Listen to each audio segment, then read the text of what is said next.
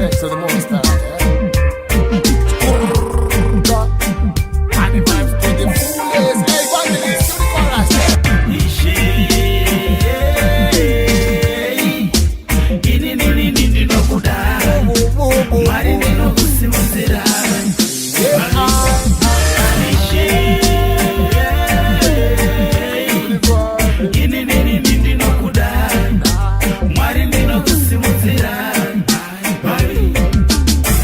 Richibuda richinyura ishe ndinenge ndinemi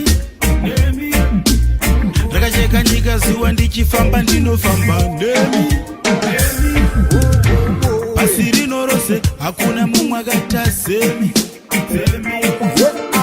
Mwari ndimi mega munogara muri mtsvene ishe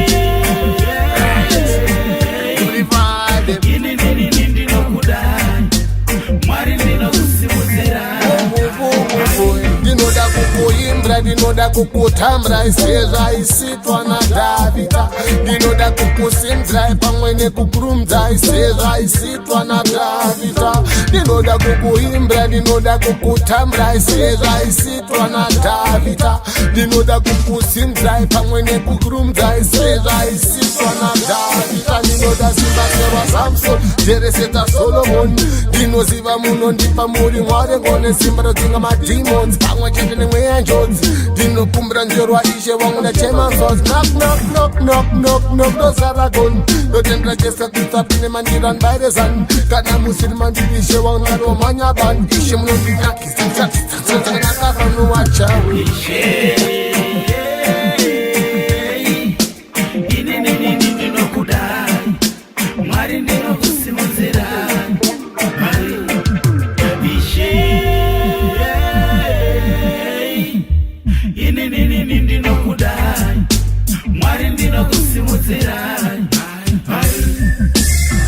richibuda richinyura ishe ndinenge ndinemi rakacheka nyika zuwa ndichifamba ndinofamba ndemi pasi rino rose hakuna mumwe akaita semi Mwari ndimi mega munogara muri mtsvene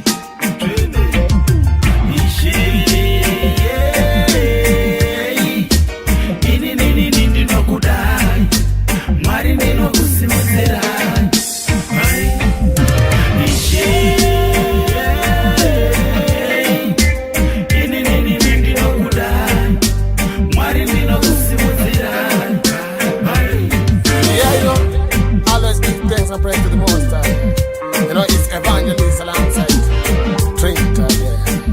With the Most High, you songs to the world. You watch how we live. And the vibes to the fullest. Give thanks to the Most High.